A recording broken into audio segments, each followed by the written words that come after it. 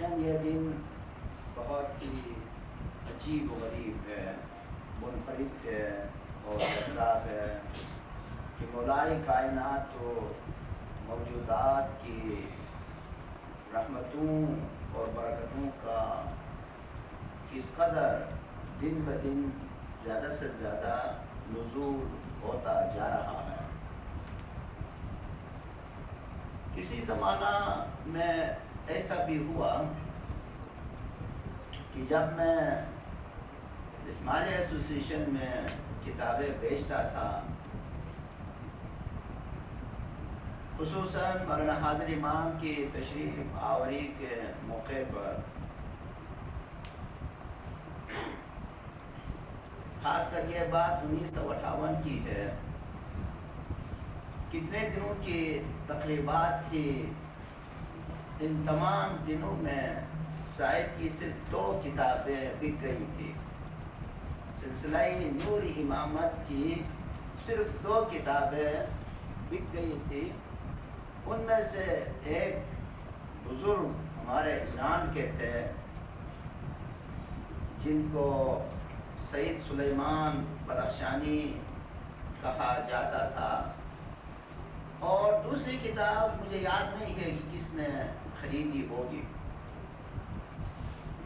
آپ اندازہ کیجئے کہ ہمت شکنی کے لحاظ سے وہ وقت کیسا رہا ہوگا۔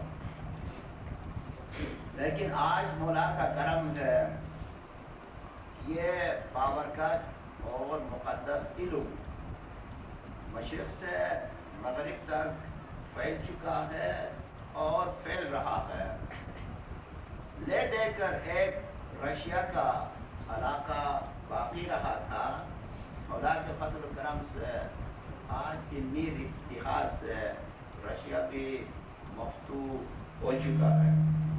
اس کے لیے ہم مولائے کائنات و موجودات کے لیے جتنی شکر گزاری کریں اور جتنی گریہ گزاری کریں کم ہے۔ آپ نے حسب معمول اور اس سے کہیں زیادہ آج آپ نے اس بندے ناچیز کی ہمت افزائی فرمائی، اس کے لیے میں سراپا شکر گزار ہوں اور ہمیشہ کے لیے میں شکر گزار رہوں گا۔ اور مولا سے یہی عاجزانہ گزارش کریں گے کہ مولا ہم سب کو ایسی توفیق دے کہ یہ علم آگے سے آگے بڑھتا جائے، اور دنیا میں جہاں کہیں بھی اندھیرا باقی ہو، وہ اندھیرا اور وہ ظلمت اس کے مقدس نور کی روشنی سے دور ہو جائے۔ دنیا میں امن ہو، سکون ہو، کینہ، حسد، دشمنی جس سے انسانیت کو اتنی زبردست تکلیف ہو رہی ہے، وہ سب چھٹ جائیں، دور ہو جائیں، تاکہ دنیائی انسانیت امن اور سکون کا سانس لیں۔ میرے عزیز بھائیوں اور بہنوں، آپ سب جانتے ہیں کہ یہ امن اور سکون پیدا کرنے کے وسائل کیا ہیں۔ نہ دنیا کی دولت، نہ عزت، نہ دوسرے وسائل، یہ صرف علم حقیقی اور علم الیقین سے یہ چیز حاصل کی جا سکتی ہے، اور یہ ہمارے نظروں کے سامنے یہ حقیقت واضح اور عیان ہے کہ خانہ حکمت اور ادارہ عارف سے جو علمی شعاعیں دنیا میں پھوٹ رہی ہیں، ان کی تابش سے اور ان کی روشنی سے آج کیسا عجیب و غریب ہے نمونہ وجود میں آیا ہے۔ مولا بابا فرماتے ہیں کہ پہلے ہمیں اپنے خاندان میں اتفاق و اتحاد کرنے کی ضرورت ہے، اور جس گھر میں خود اتفاق اور اتحاد نہ ہو، بھلا وہ دوسروں کو کیا درس دے سکتا ہے۔ مطلب یہ ہے کہ مولا فرماتے ہیں کہ آج اسماعیلیوں کو ایز این انٹرنیشنل فیملی. مولا فرماتے ہیں کہ تم ایک بین الاقوامی خاندان کے طور پر رہو. لیو ایز این انٹرنیشنل فیملی. آج دنیا میں کہیں ایسی فیملی ہو سکتی ہے؟ بہت ساری فیملیاں جو جسمانی لحاظ سے فیملیز ہیں، کہاں ہے وہ ایسی فیملی کہ جس میں ایسی یگانگت ہو، اخوت ہو، محبت ہو، قربانی دینے کا جذبہ ہو، اور اس فیملی میں ہر فرد دوسروں کو خود سے بہتر سمجھتا ہے، دوسروں سے خود کو کمتر سمجھتا ہے. اور یہ یقیناً اس علم کی فضیلت ہے، اس علم کی برکات ہیں. تو ہم چونکہ یہاں پر ایک بہت ہی ساؤنڈ، بہت ہی مضبوط ایک اصول قائم ہو گیا ہے، اب اس اصول کی روشنی میں اگر ہم یہ کوشش کریں تو یہ محبت اور اخوت زیادہ سے زیادہ عالمگیر ہوتی جائے گی، اور انشاءاللہ بفضل مولا اور مومنین کی جد و جہد سے، اور جیسا کہ شہناز بہن نے اشارہ فرمایا، ہمارے محسنی اعظم کی عظیم قربانیوں سے، کہ ان کی ذات گرامی جس قیامت سے گزری اور اس کے نتیجے میں ہمیں جو گنج گران مایا نصیب ہوا. اس گنج گران مایا کا مطلب یہ ہے کہ دنیا کا کوئی بھی گنج، مادی گنج ہو، وہ محدود ہوتا ہے اور اس کی قیمت ہو سکتی ہے، لیکن روحانی جو گنج گران مایا ہے وہ سچ مچ ہی گران مایا ہوتا ہے، اس کی کوئی قدر و قیمت نہیں ہوتی ہے. لیکن مولانا صاحب کی ان مشقتوں کے صدقے اور ان کے وسیلے سے آج ہمیں پریشیس ٹریجر، گنجی گران مایا، جس کی کوئی قیمت نہیں ہو سکتی ہے، وہ قیمتوں سے اور قدروں سے بالا تر ایک خزانہ ہے، وہ مولا نے ہمیں نصیب فرمایا ہے. اور ہم نے سنا کہ ہماری عزیز بہنوں میں سے جنہوں نے بھی لب کشائی کی تو وہاں سے درفشانی ہو رہی تھی، اور یہ درفشانی کی صورت میں، مولا کی تعریف کی صورت میں، حکمت کی تعریف کی صورت میں، معرفت کی تعریف کی صورت میں، اور اس سے عظیم نعمت کیا چاہیے. دنیا کی جو بھی نعمت ہوگی یقیناً وہ فانی ہے، اور جو لافانی نعمت ہے وہ میں اسلام آباد میں بھی عرض کر رہا تھا جماعت کے لیے کہ وہ بنیادی نعمت کون سی نعمت ہے کہ جس کے وسیلے سے ہمیں ہر نعمت نصیب ہوتی ہے. لیکن اگر وہ بنیادی نعمت کسی کو نصیب نہ ہو تو دنیا میں کوئی بھی نعمت کیوں نہ ہو، اس سے کوئی لذت حاصل نہیں ہوتی ہے. اور وہ کہ اهدنا الصراط المستقیم صراط الذین انعمت علیہم. تو اس مقدس علم کی روشنی میں آج ہم صراط مستقیم پر چل رہے ہیں، مولا کا شکر. اور صاحب نے فرمایا اور وضاحت فرمائی، یہ صراط مستقیم کوئی ظاہری راستہ نہیں ہے. کسی نے کوئی ایسا ہائی وے یا شاہراہ عظیم جس کو کہتے ہیں، دنیا کی کوئی ایسی شاہراہ نہیں ہے کہ جو اس دنیا سے ہوتے ہوتے روحانی دنیا تک جاتی ہو. یہ سب اشارے ہیں، یہ سب امثال ہیں زمانے کے امام اور ان کی مقدس و مبارک ہدایت کی. اور ایسی ایسی تعلیم آج دنیا میں کہاں ملی ہے. اور قرآن کریم کی جو مقدس زبان ہے اور مقدس ہونے کے ساتھ ساتھ وہ مقفل زبان بھی ہے.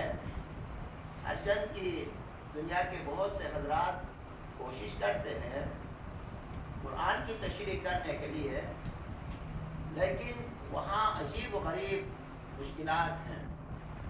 بہت سارے حضرات یہ سمجھتے ہیں کہ قرآن کی زبان جو ہے ایک ہی لیول کی ہے, ایک ہی سطح کی ہے, اور تمام آیات قرآنی کو ایک ہی سطح پر اطلاق کرنے کی وجہ سے ان کے وہاں کوئی مفہوم نہیں بنتا.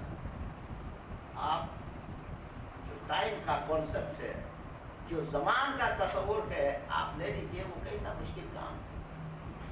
ایک جگہ پر خداوند فرماتے ہیں کہ وہ جب کسی چیز کو وجود دینا چاہتا ہے فرماتے ہیں کن ہو جاؤ, اور وہ چیز وجود میں آ گئی.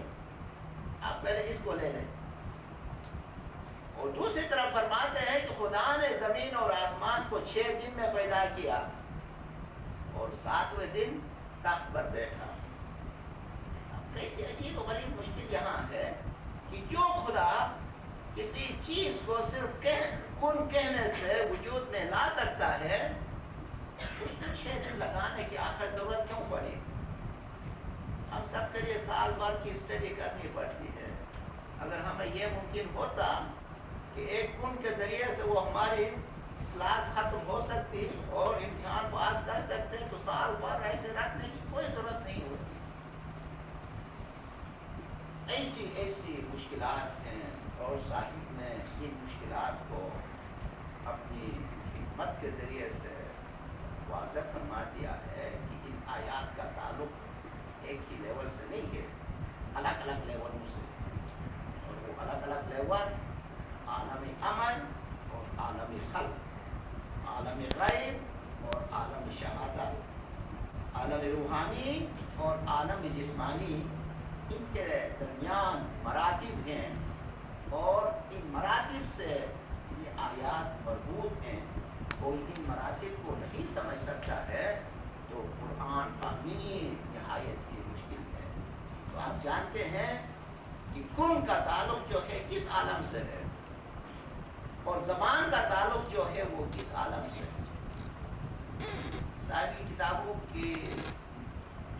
کے مطالعے کے بعد جو مومن بھی قرآن کریم کو سمجھنے کے لیے کوشش کرتا ہے یا کرتی ہے تو اس میں کتنی آسانی پیدا ہو جاتی ہے. ایسے آپ دیکھیں کہ قرآن کریم میں کچھ جگہوں پر اس طرح ہے کہ تم صرف وہی چاہتے ہو جو خدا چاہتا ہے, اور دوسری جگہوں پر ایسا ہے کہ خدا جو ہے کسی کی استطاعت سے زیادہ اس کے اوپر کوئی بوجھ نہیں رکھتا. ایک لحاظ سے انسان جو بھی دنیا میں کام کرتا ہے وہ خدا ہی کراتا ہے, اور دوسرے لحاظ سے کام کا جواب دہ اور کام کرنے والا انسان ہے. اس میں بھی بہت بڑی بڑی مصیبتیں اسلام میں مختلف مکاتب فکر کے لیے پیش آئی, اور اسی سے آپ جانتے ہیں کہ اسلام میں 2 نظریے ہیں, جبریہ اور قدریہ. اب تم صرف وہی چاہتے ہو جو خدا چاہتا ہے, تو اس میں کوئی قتل کرنا چاہے, کوئی چوری کرنا چاہے, کوئی جھوٹ بولنا چاہے, تو اس آیت کے لحاظ سے یہ سب خدا ہی کراتا ہے.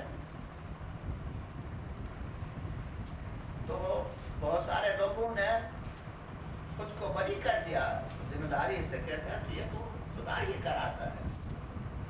دیکھیے ہمارے پیر فرماتے ہیں عقوبت محالز اگر بت پرست فرمان ایزد پرست صنم. کہتے ہیں اگر بت پرست بت پوجنے والا خدا کے حکم ہی سے بت کو پوجتا ہے تو بلا خدا اس بیچارے کو کس طرح سزا دے گا, کیونکہ خود بت پوجنے کے لیے فرمایا, فرمان کے مطابق اس نے بت پرستی کی, اور پھر اس بت پرستی پر خدا اس کو سزا دے, تو یہ کہاں عدل الہی کے موافق ہو سکتا ہے. بلکہ ایسی آیات صاحب نے فرمایا یہ بہت اونچے درجات کے جو ہستیات ہیں, انبیاء علیہ السلام ہیں, اولیاء علیہ السلام ہیں, جنہوں نے بار امانت کا امتحان پاس کیا، کہیں جا کر ایسے حضرات اس مرتبے پر فائز ہو سکتے ہیں، جیسا کہ آن حضرت صلی اللہ علیہ وآلہ وسلم کے بارے میں خدا فرماتے ہیں وَمَا رَمَيْتَ إِذْ رَمَيْتَ وَلَٰكِنَّ اللَّهَ رَمَىٰ، جب تم نے کنکریاں پھینکی تو نے نہیں پھینکی بلکہ خود خدا نے پھینکی. اور جیسے کہ ان کے ہاتھ پر بیعت ہوتی ہے تو خدا کے ہاتھ پر بیعت ہوتی ہے. اور خود ان کے بارے میں فرماتے ہیں کہ پیغمبر جو کچھ فرماتا ہے وہ اپنی مرضی سے، اپنی خواہش سے نہیں بلکہ خدا کی وحی کے مطابق فرماتے ہیں. کہ یہ ایسی آیات کا تعلق جو ہے ہر کس و ناکس سے نہیں ہے، بلکہ ان ہستیوں سے ان کا تعلق ہے جو ان اونچے مراتب تک پہنچ گئی ہے. اور جہاں تک عام انسانوں کا تعلق ہے، اس دنیا میں آئے ہیں تو ضرور ان سے باری امانت کے لحاظ سے امتحان لیا جائے گا کہ آیا اس امانت کو جو ان کے سپرد کیا گیا ہے اس کو صحیح طور سے استعمال کر بھی سکتے ہیں یا نہیں کر سکتے ہیں. تو اس کا تعلق جو ہے وہ عام لیول کے لوگوں سے ہے، اور اس کا تعلق جو ہے بہت اونچی ہستیوں سے ہے. لیکن جن کو امام کی ہدایت کے مطابق قرآن فہمی کا کوئی دروازہ نہ کھلا ہو تو بلا ان بیچاروں کو کیا معلوم کہ کون سی آیت کس لیول سے متعلق ہے. مومنین تو ایسے معجزات، علمی معجزات جو ہیں ہمیں آج اللہ کے فضل سے نصیب ہوئے ہیں کہ جن کے بارے میں اور ان نعمتوں کی شکر گزاری کرتے ہوئے ہمیں مزید ان کا دقت کے ساتھ مطالعہ کرنا چاہیے. آپ دقت کے ساتھ ان کا مطالعہ کریں تو خود بخود آپ کے کلام سے روشنی، روحانی روشنی اور علمی روشنی پھوٹتی جائے گی، اور سامنے والا، سننے والا جو ہے خود بخود وہ روح القدس کے اثر میں آئے گا. یہ تمام کتابوں کا سرمایہ روح القدس ہے. آپ نے بارہا یہ اصطلاح روح کیا ہے اور دوسری بہت سی کتابوں میں آپ کو معلوم ہوا ہے کہ اس علم کا جو منبع ہے، جو سرچشمہ ہے، وہ روح القدس ہے. اور جن مومنین کو روح القدس کا فیض حاصل ہو تو خواجہ حافظ شیراز کیا فرماتے ہیں، ان کو صاحب نے خود بھی اپنی کتابوں میں ان کا ذکر فرمایا ہے. فیض روح القدس ارباز مدد فرمایت، دیگران ہم بکنن آنچ مسیحا می کر.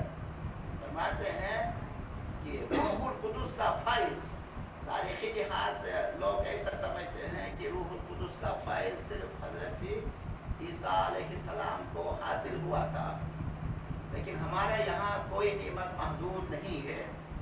تجدد امثال کا لفظ شاید شاہدہ بہن نے استعمال کیا یا کسی اور بہن نے درمیان میں استعمال کیا ہے.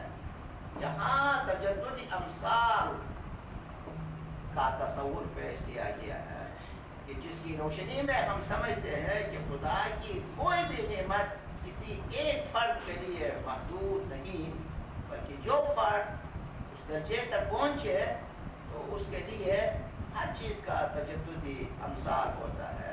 تو اسی طرح روح القدس کا جو فیض ہے وہ حضرت عیسیٰ علیہ السلام تک محدود نہیں، بلکہ وہ ہر مومن اس فیض تک پہنچ سکتا ہے بشرطی کہ وہ اس کا مستحق ہو.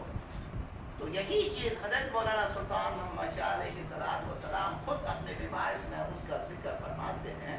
عاصم میں نہیں، مولانا نے اس کا انگلش ٹرانسلیشن دیا ہے.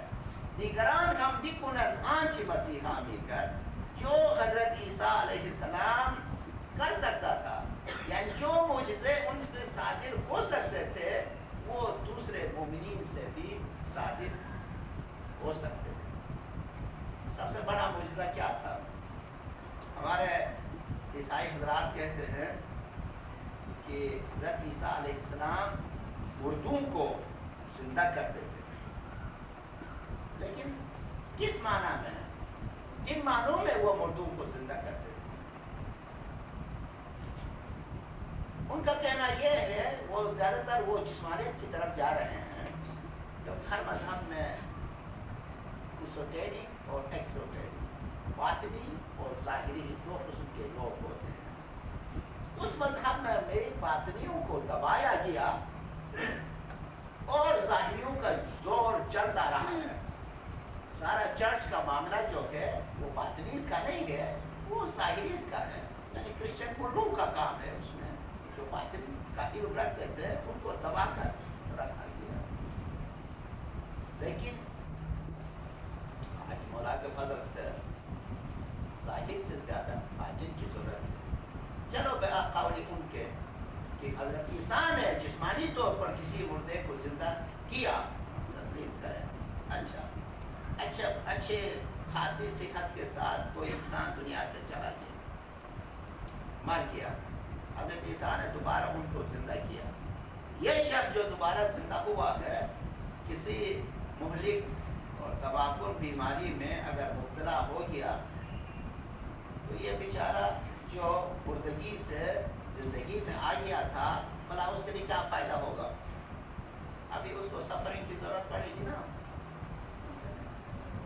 تو جو اصل زندگی تھی حضرت عیسیٰ علیہ السلام، جو ایمان کے لحاظ سے مردہ تھے، علم کے لحاظ سے جو مردہ تھے، ان کو ایمان کی حیات نو یا حیات طیبہ جسے قرآن کریم میں کہتے ہیں، علم اور ایمان کی حیات طیبہ پاکیزہ زندگی سے ان کو زندہ کر دیتے ہیں. اور جو علم اور ایمان کی حیثیت میں زندہ ہو جائے وہ ابد آباد تک یعنی ابدی طور پر وہ زندہ ہو جائے. آج تمام مومنوں کو، بہت سارے مومنین کو جو اس پاک علم سے وابستہ ہیں، کیا آپ کا اندر یہ احساس نہیں ہے کہ آپ ہمیشہ کے لیے زندہ ہیں؟ کیا آپ کو یہ احساس نہیں ہے کہ آپ بہشت میں ہیں؟ کیا یہ احساس نہیں ہے کہ موت کا جو تصور تھا وہ ختم ہو گیا ہے؟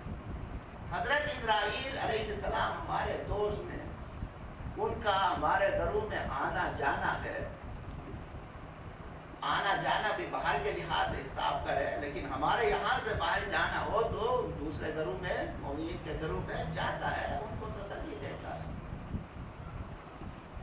نکیر اور منکر کا جو تصور تھا، جو قبر میں آ کر وہ ڈنڈے لے کر سوال کرنے والے تھے، صاحب نے فرمایا وہ مومن کے لیے جب آتے ہیں تو بشیر اور مبشر کی صورت میں آتے ہیں، نکیر اور منکر کی صورت میں نہیں آتے ہیں. نکیر اور منکر کی صورت جو ہے خاصی ڈراؤنی ہوتی ہے، وحشتناک ہوتی ہے. جس طرح پولیس کسی چور کے گھر میں جائے پوچھنے کے لیے، تو چور کے لیے ان کی صورت کیسی ہوگی؟ بہت ہی وحشتناک صورت ہوتی ہے. لیکن وہی پولیس اپنے فیملی والوں کے لیے کتنے اچھے ہیں، وہ حفاظت کرتے ہیں.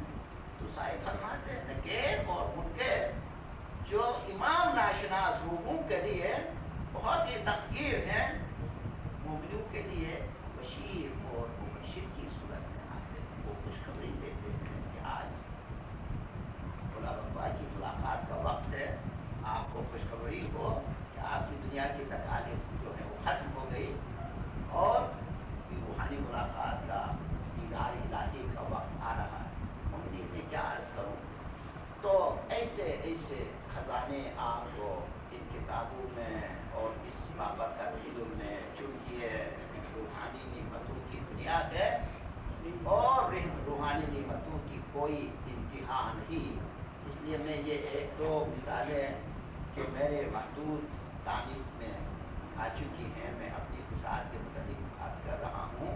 آپ اور زیادہ خوشی کے ساتھ، محنت کے ساتھ ان کتابوں کو پڑھتے جائیے اور روحانی شکار کے لیے کوشش کیجیے. روحانی شکار کیا ہوتا معلوم ہے؟ یا روحانی انشورنس. آج دنیا والے تو بہت ساری کمپنیاں کھولی گئی ہیں انشورنس کے لیے کہ ہمارے جسم کو کوئی تکلیف ہو جائے تو اس کے پروٹیکشن کے لیے پہلے ہمارے بعد میں کچھ وسیلہ ہوگا. لیکن اس سے کہیں زیادہ روحانی انشورنس کی ضرورت ہے. تو روحانی انشورنس کے لیے آپ کوشش کر کے ایک مومن کو، سب کے لیے پہلے دعوت نہ دیجیے، جو سیدھا سادہ ہو، پاک باز ہو، علم کی عزت کر سکتا ہو، اس کی حرمت کر سکتے ہو. آپ ایک ایک کر کے شکار کیجیے. اس کو علمی شکار کہتے ہیں، صحیح اس کو کہتے ہیں. تو اس سے کیا ہوگا؟ تو آپ کے لیے بہت سارے روحانی فوائد ہوں گے اور آپ بہت بڑی روحانی انشورنس کمپنی آپ قائم کر سکیں گے، جس میں اپنے لیے بھی پروٹیکشن ہے اور دوسرے افراد دوسرے بہت سے لوگوں کے لیے بھی کو بھی آپ پروٹیکٹ کر سکیں گے۔ تو یہی چند آپ کی خدمت میں چند میں گزارشات عرض کر رہا ہوں کہ اس علم کی کیسے کیسے فضائل ہیں اور اس سے کیا کیا برکات ہوتی ہے اور ان سے قرآن فہمی میں ہمارے لیے کیسی کیسی بصیرتیں مولا عنایت فرما رہے ہیں۔ تو یہ چیزیں ہیں میرے عزیز بھائیوں اور بہنوں، آج ہم الحمدللہ زندہ بہشت ہیں۔ حضرت مولانا سلطان احمد شاہ علیہ السلام فرماتے ہیں دوسرے مذاہب میں کہنا یہ ہے ہم اچھے کام کریں گے تو مرنے کے بعد بہشت میں داخل ہو جائیں گے۔ مولا فرماتا ہے کہ تمہارا مذہب کہتا ہے کہ اچھے کام کرو گے تو جیتے جی تم بہشت میں داخل ہو سکو گے۔ آج صبح ہمارے عزیز محترم نزار ایک سوال پوچھ رہے تھے کہ مولا کا کوئی فرمان ہے کہ جیتے جی کوئی بھی نور میں نہیں مل سکتا ہے، شاید الفاظ اس طرح ہی نہ ہو، مفہوم اس کا اس طرح ہے، جیتے جی یعنی مرنے سے پہلے کوئی اس درجے تک نہیں پہنچ سکتا ہے۔ تو میں نے گزارش کی ہاں بہت سے مومنین کو یہ کنفیوژن ہے، یہ الجھن ہے کہ مرنے سے پہلے کوئی دعویٰ کرے تو شاید اس کا دعویٰ صحیح نہ ہو۔ تو میں نے گزارش کی بات صحیح ہے لیکن اس میں موت جو ہے وہ شرط ہے۔ اب آپ سمجھتے ہیں کہ موت دو قسم کی ہے، ایک موت جو ہے وہ تو سب کے گلے پڑنے والی ہے، کوئی بھاگنے کی کوشش کرے تو بھی وہ چھوڑنے والی نہیں ہے، اور دوسری ایک پیاری موت ایسی ہے کہ جس کا دامن پکڑنے کے لیے ہمیں بہت ہی گریہ وزاری کر کے اس کے پیچھے پڑنا پڑتا ہے اس موت کے لیے، اور کہیں اس موت کی نظری عنایت ہمارے اوپر پڑ جائے تو پھر اس کے بعد جو ہے موت نصیب ہو گئی روحانی موت، تو اس کے بعد جیتے جی جو ہے انسان روح کے اندر مل سکتا ہے۔ ایسی تمام تعلیمات جو سطحی لحاظ سے امام کے فرامین پڑھنے سے لوگوں کو کنفیوژن ہو سکتا ہے، جس طرح سطحی طور پر قرآن پڑھنے سے کنفیوژن ہو سکتا ہے، فرمان فہمی کے لیے بھی پیغمبر کی جو احادیث صحیحہ ہیں آپ دیکھ رہے ہیں یہ کتنی بہت بڑی ڈکشنری ہے، اس میں تو شروع کا لفظ ہے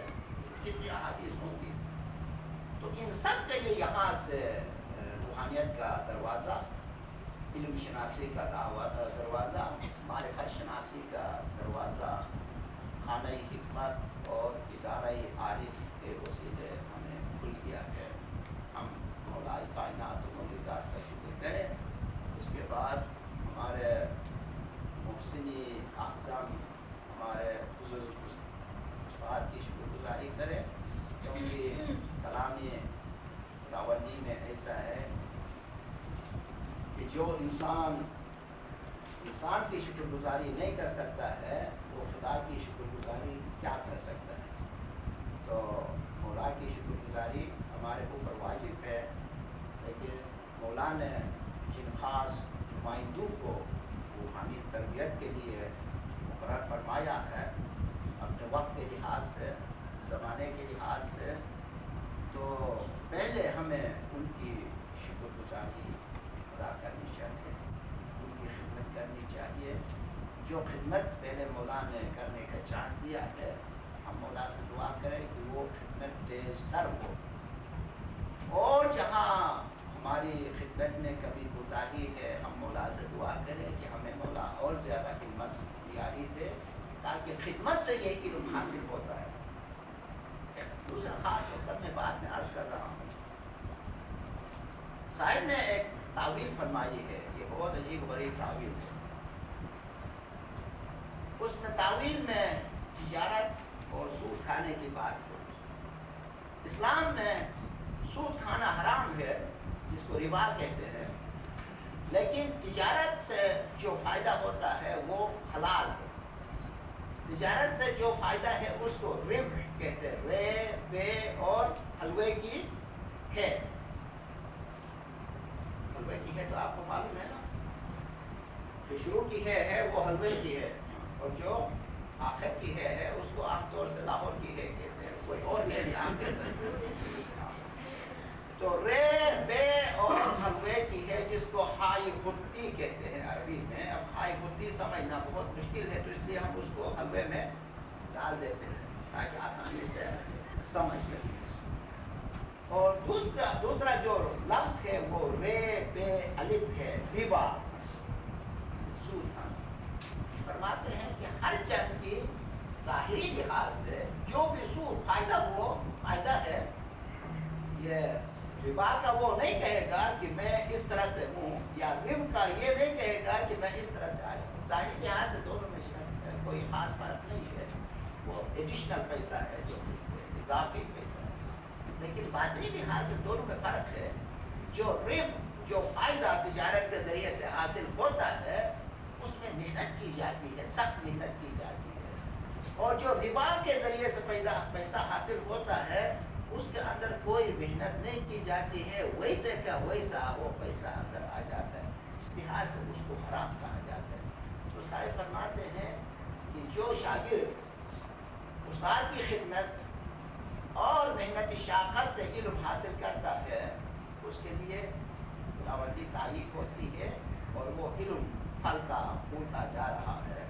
اور خدمت کے بغیر ہم علم کی جتنی بھی کتابیں پڑھیں، شاید کچھ شبہت تو ہوگا، لیکن جس انداز سے اس علم سے ہمیں بصیرت ملنی چاہیے، وہ بصیرت صرف کتابیں پڑھنے سے نہیں ہوتی ہے. کتابیں پڑھنا تو بنیادی شرط ہے، لیکن اس شرط کو یا اس کام کو درجہ انتہا تک پہنچانے کے لیے محنت شاقت کی سخت ضرورت ہوتی ہے. اس لیے ہمیں سر نہ ہو، ہم سب کو خود کو چیک کر کے دیکھنا چاہے کہ ہمارے کمپیوٹر کی مشین اچھی طرح سے چل رہی ہے یا کہیں کچھ خرابی ہو رہی ہے، تاکہ ہم اس کو درست کر کے اچھی طرح سے محنت کریں اور اس مقدس علم کو اچھی طرح سے سمجھنے کی کوشش کریں، جس سے خود ہماری روح کو فائدہ ہو اور دوسرا ہمارے بھائی بہنوں کو فائدہ ہو، اور اس کو آگے پھیلا کر دنیا انسانیت کے لیے فائدہ ہو. کیونکہ آج ہمارے خداوند کا مشن اس طرح ہے، جو صاحب نے بارہا فرمایا ہے کہ آج دور الواحد القہار کا ہے. آج امام جو دنیا میں کام کر رہے ہیں وہ واحد اور قہار کی صورت میں کام کر رہے ہیں. واحد کا ایک معنی ہے ایک، اور دوسرا معنی ہے ایک کرنے والا. اور جو قومیں آسانی سے ایک ہونے کے لیے تیار نہیں ہو، تو وہاں پر خداوند کی طاقتیں وہاں پر نازل ہوں گی، اور زبردستی وہ قومیں جو ایک ہو جائیں گی. اس کی ایک چھوٹی سی مثال جو ہے، آپ حضرات کو معلوم ہوگا کہ انگریزوں کا یہ مقولہ تھا کہ سن نیور سیٹس ان برٹش امپائر. جو برٹش سلطنت ہے اس کے اندر سورج کبھی ڈوبتا نہیں. کہتے ہیں کہ حضرت مولانا سلطان محمد شاہ علیہ السلام نے ان کے لیے ہدایت بھی فرمائی تھی کہ جہاں تقسیم نہ کی جائے، لیکن کہاں یہ بصیرت سب کو حاصل ہوتی ہے. اس زمانے میں بہت پرائڈ تھا، چرچل جیسو کا زمانہ تھا، وہ سر جھکانے کے لیے تیار نہیں. ہوا یہ کہ آج تو مشکل ہی تمام، سورج تھوڑا سا نکلتا ہے اور اس کے بعد بیچارہ ڈوب جاتا ہے. بلکہ تو کبھی کبھار نکلنا ہی مشکل ہوتا ہے، کیونکہ وہ اتنا چھوٹا سا آئلینڈ ابھی باقی رہا ہے. اس میں اگر کلاؤڈس وغیرہ ہوں، بادل ہوں، تو بادلوں کے اوپر سے شاید سورج ہو کر ڈوب جائے. نیچے لوگوں کو دیکھنا بھی مشکل ہوتا ہے. جہاں انڈیا پاکستان کی اتنی عظیم ان کی جو ٹیریٹریز تھی، افریقہ کی تھی، کہ کہاں اب دیکھتے چائنا تک وہ کون سا ہے ابھی وہ دینے والے ہیں، ہاں ہانگ کانگ، اور کینیڈا تک، یونائٹڈ اسٹیٹس تک، نہیں معلوم کتنی ان کی ٹیریٹریز صاف بیچاری. اور آج جو ہیں ان کے کے بچے جو ہیں اور جو ہمارے انڈینس یا دوسرے قوم میں ہوتے ہیں وہ کچھ فرق محسوس نہیں کرتے. ان کے جو بوڑھے جنگ رہ گئے ہیں ابھی تک ان کی گردن اکڑی ہوئی ہے, لیکن وہ بیچاری گردن بھی کب تک اکڑتی رہے گی.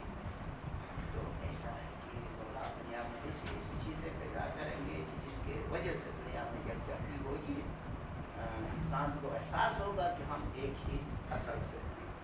تو مولا جدید زمان ہم سب کو ہمت دے, جاری دے, مولا کی شکر گزاری کریں اور ہمارے بزرگ استاد محسن اعظم کی ہم شکر گزاری کریں اور اس شکر گزاری کے احساسات کے ساتھ ہم کی گزاری کریں اور مولا سے دعا مانگے کہ مولا ہمیں یہ بصیرت عطا کرے کہ ہم اچھی طرح سے اس علم کو سمجھیں اور دوسروں تک پہنچانے کے لیے ہم محنتی شاخہ سے